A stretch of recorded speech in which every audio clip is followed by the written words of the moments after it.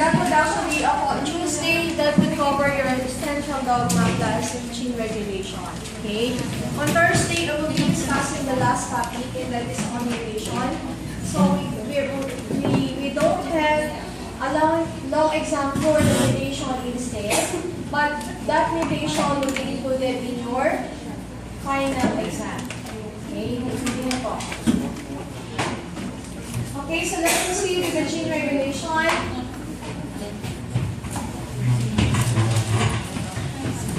Okay, so gene regulation is usually guided by what we term to as the operon.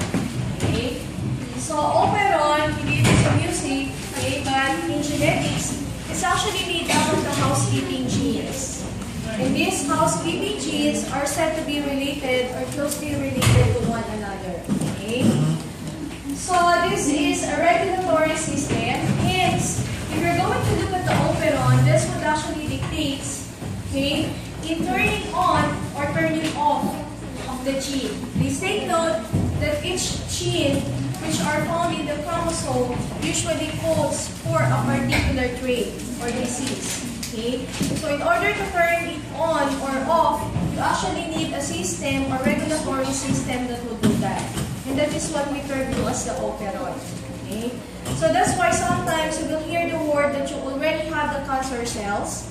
It was already been transmitted to you from your 4 generations. Hence, it is not yet being expressed. It is because there is actually something that would turn it on or turn on the system in your body. Okay? Did you get that?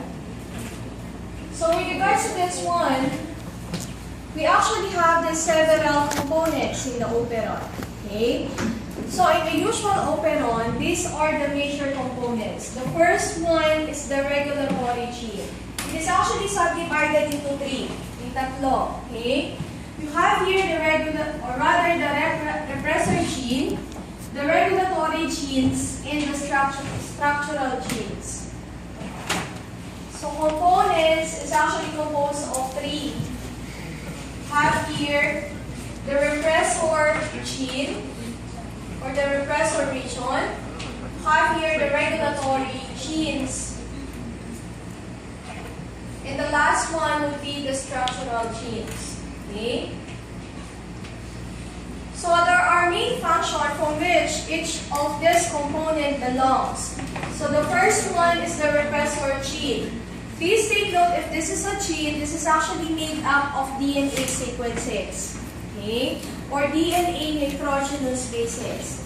This repressor gene would actually code for what we term to as repressor protein. Okay, so this protein attaches usually on what we term to as the operator site.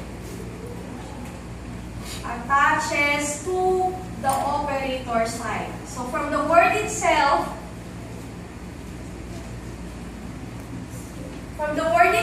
it is so-called repressor because it turns on or off the system. Off. Okay, so it turns off the system. Repress the system. Again, repressor gene codes for the repressor protein. So what does it mean? This gene must be transcribed and translated in order to form your repressor protein. Did you get that? So once you have the repressor protein, the repressor or the active repressor protein, when it is actually active, this would attach to the operator site or sequence. So there's no other point of attachment for the repressor protein. It is only on the operator site. Did you get that? Okay, the next thing would be the regulatory genes. The regulatory genes is usually composed of what we refer to as promoter sequence in the operator site. So you have here the promoter gene or the promoter sequence and the operator site. Okay? So what do you mean by promoter sequence? Again, when we have this transcription process, the promoter site is very important for the attachment of what? RNA polymerase. So there will be no transcription if there would be no promoter sequence or genes. So attachment for RNA polymerase. Okay? And RNA polymerase is very important for the transcription process to occur. Okay? So you cannot translate the structural genes without transcribing. Okay? Without transcribing or without undergoing transcription. Okay? The next one, as I have mentioned, is actually the promoter site or the promoter sequence from which, what is the major function of the operator site? What is the major function of the operator site, as I have mentioned? Okay, so this is actually the point of attachment for repressor protein. Okay? So that is the only region from which your repressor protein can be attached. Okay? The next one, structural genes would actually depend on the type of operon that you have. So for example, here, you have here the lactose operon, you have Z, Y, and A. Okay? So these are structural Z, Y, and A. So these are three different regions. But please take note, they usually codes for enzymes. Okay? They usually codes for enzymes that is needed for metabolic activity.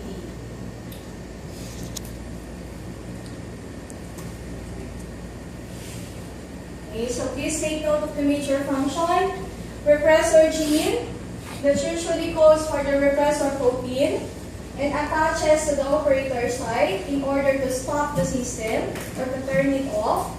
Regulatory genes is usually composed of the promoter gene for the attachment of the RNA polymerase. So there's no other attachment, but it's only your promoter sequence or the promoter gene. Operator site attachment of repressor protein, and of course the structural genes which codes for the different enzymes that are needed for metabolic activities. Okay, so let's proceed. So those are the major components. There is what we refer to as the types of operon. Okay? So there are two major bases in identifying the types. The first one is actually on the presence of a repressor or an activator protein. So if there would be presence of the repressor protein, you call that one as a negative operon. Did you get that? In the presence of the activator without the repressor, you call that one as a positive operon. Okay? The next basis is that if you're going to induce or repress the system. Okay? So the first one would be inducible because initially the system is said to be turned off and you want an inducer to turn it on. Intindihan. Okay? So yung first type, initially turned off, you want an inducer to turn it on. Okay? The next type would be repressible. What do you mean by this one? So this is the inverse. Therefore, initially, the system is said to be turned on. Okay? And you need the repressor in order to turn it off. Did you get that? The first one, initially turn on. And you need an inducer to turn it off. Maintindihan, ha? When you say repressible, you need a stopper, therefore, this is initially turned on. And you need to turn it off. Okay? You need a repressor to turn it off. So usually, when I'm asking for the type of operon, you have to give me the two specified types. So it's either a negative inducible, negative repressible, positive inducible, or positive repressible. Did you get that? Okay, so we usually combine those two bases.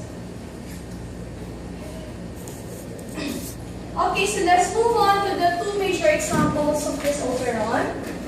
Let's have here the first example. You have the lactose operon. Okay, so who would like to explain it in front? How the system goes? Based from the figure.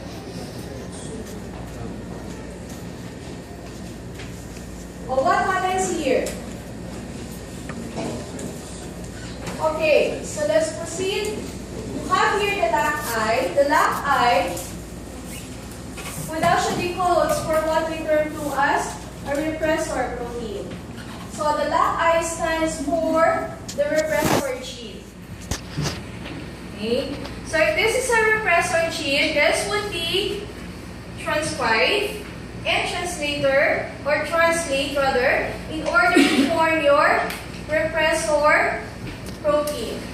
Okay? So once it is actually being transcribed and translated,